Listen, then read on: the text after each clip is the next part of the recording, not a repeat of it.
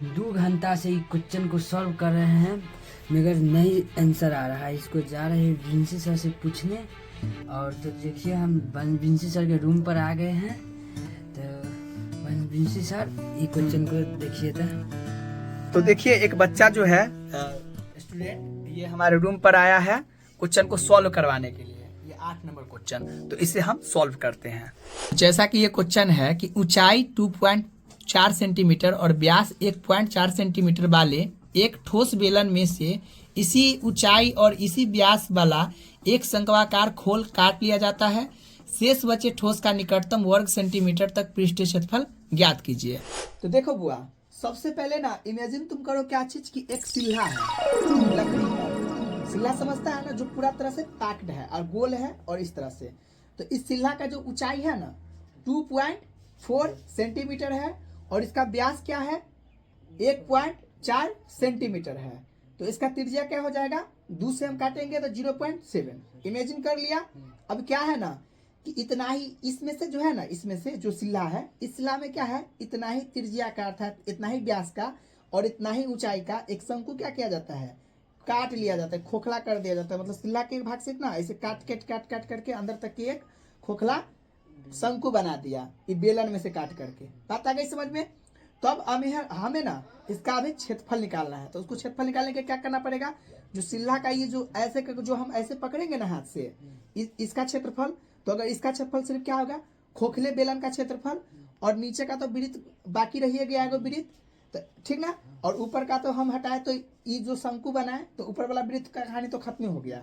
तो ये जो हो गया खोखला बेलन और एक वृत्त और ये जो खोखला शंकु, इस दोनों को जब आपस में जोड़ देंगे तो हमें क्या निकल के आ जाएगा, हमें इसका क्षेत्रफल निकल के आ जाएगा। बात समझ आया ना। चलो अब इसको किताब पे देखते हैं, ठीक ना। एक बेलन है जिसका ऊंचाई जो है हमारा ऊंचाई, ठीक ना, ऊंचाई है 2.4 सेंटीमीटर।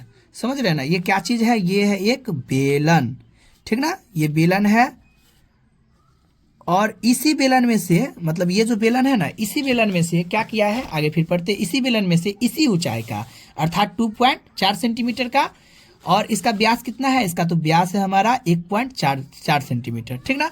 इसी ऊंचाई और इसी व्यास वाला एक शंक्वाकार खोल काट लिया जाता है। अच्छा, तो देखिए इसी व्यास और इसी ऊंचाई का, तो अर्थात यहां से अगर हम काटेंगे, यहां से खोल काटेंगे, ठीक ना। इस तरह से क्या काट दिए हम, खोल क्या किए, काट दिए। 1.4 सेंटीमीटर है व्यास, तो इसकी त्रिज्या कितना हो जाएगी, 0.7 सेंटीमीटर। इतना बात को समझ रहे हो कोई दिक्कत। ये जो शंकु है इसका ऊंचाई कितना हो जाएगा, 2.4 सेंटीमीटर, क्योंकि जितना बेलन का होगा उतना ही ना इसका होगा। इतना बात को हम लोग समझ गए। चलो फिर आगे देखते हैं, फिर क्या हमें बोला है। इतना बात तो हम पिक्चर में बना दिए। तो शेष बचे, जो ये शेष क्योंकि काट करके इसमें से निकाल दिया तो शेष तो इतना ही बचा। तो शेष बचे ठोस का निकटतम, ठीक ना, निकटतम वर्ग सेंटीमीटर तक पृष्ठीय क्षेत्रफल ज्ञात कीजिए। तो ई जो है, ई वाला, ई साइड वाला, ई खोखला हो गया, खोखला बेलन, और नीचे का तो वृत्त वाला जिससे तो रहिए जाएगा, तो वो वृत्त, और ये ऊपर का तो ये वाला वृत्त गायब हो गया क्योंकि ये पूरा खाली है अंदर से, तो बस ये वाला पार्ट ना आएगा जो गुलाई होगा अंदर से वो। तो अर्थात खोखले शंकु और ये बाहरी का जो ये वृत्त हो गया खोखला बेलन और एक वृत्त, इस तीनों को आपस में जोड़ देंगे तो इसका क्या निकल के आ जाएगा, इसका क्षेत्रफल निकल के आ जाएगा। बात आ गई समझ में। चलिए शेष बचे ठोस का, शेष बचे ठोस का, ठीक ना, सीधे लिख देते ठोस का क्षेत्रफल। ठोस का क्षेत्रफल बराबर हो जाएगा हमारा खोखले बेलन का क्षेत्रफल, खोखले बेलन का क्षेत्रफल प्लस वृत्त का क्षेत्रफल, प्लस वृत्त का क्षेत्रफल, नीचे वाला वृत्त और ये पहले खोखला वाला ये, और फिर प्लस हमारा हो जाएगा शंकु का पृष्ठ क्षेत्रफल, शंकु का पृष्ठ क्षेत्रफल। बात आई समझ में। चलो बहुत बढ़िया। अब देखो, अब हमें क्या है, हमें तो इसका ये पता है, ठीक ना, एच पता है कि एच बराबर इतना है और ये आर पता है इतना है, बट एल तो नहीं ना पता है शंकु में। तो हमको एल को क्या करना पड़ेगा, सबसे पहले निकालना पड़ेगा। तो हम एल यहाँ पे निकाल लेते हैं। एल बराबर क्या होता है, रूट अंडर h का स्क्वायर जोड़ r का स्क्वायर, तो ये क्या निकल के आ जाएगा 2.4 स्क्वायर प्लस r का कितना हो जाएगा 0.7 का होल स्क्वायर। इसको हम क्या करेंगे रूट अंडर, इसको 1.4 को उड़ाएंगे तो 10 का होल स्क्वायर और प्लस क्या हो जाएगा 0.7 को इसको उड़ाएंगे तो 60/10 का होल स्क्वायर। इसको निकालेंगे तो कितना आ जाएगा रूट अंडर 576/100 और प्लस आ जाएगा 49/100। एक दोनों के रूट के अंदर ये करेंगे तो 100 476 प्लस कितना हो जाएगा 476 प्लस 49। एक दोनों के जोड़ेंगे तो रूट अंडर 625/100। एक बाहर निकालेंगे तो कितना आ जाएगा 25/10, तो ये निकल के आ जाएगा 2.5। तो एल बराबर हमें इतना निकल के आ गया। ठीक ना। आगे फिर क्या है ठोस का हम क्षेत्रफल निकाल रहे हैं, जो कि हम इतना ही बना लिए। तो खोखले बेलन का क्या होता है क्षेत्रफल 2πr/h, फिर प्लस वृत्त का क्षेत्रफल को हमको जोड़ना है नीचे वाला वृत्त तो πr² और शंकु का क्या होता है πrl।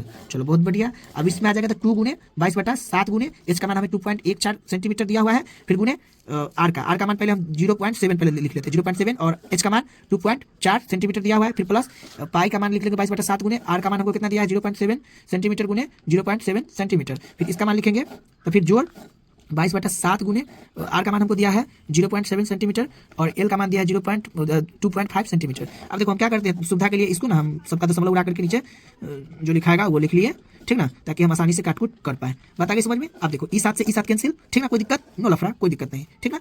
अब देखो फिर क्या है कि ई 7 से ई 7 कैंसिल, फिर हमारा आ जाएगा कि ई से ई 5 हो गया और ई वाला से ई वाला कितना हो गया, एक काटे तो 11 हो गया और ये कितना हो गया 5 हो गया। पता है समझ में। चलो बहुत बढ़िया। यहाँ से ई 7 कैंसिल, ठीक ना, और फिर यहाँ ई 10 से ई वाला काटेंगे तो 11 मरते में और ये काटा 5 मरते में। यहाँ की बात किया जाए तो इससे ये कट गया और इससे ये कटा तो 11 और ये कितना बन गया, ये बन के आ गया हमारा 11, ये बन के आ गया 5, ई 5 से इसको काटे तो 5 मरते में, इसको काटा तो 2 मरते में। चलो अब देख लेते हैं कहने से क्या क्या चीज हमको मिला।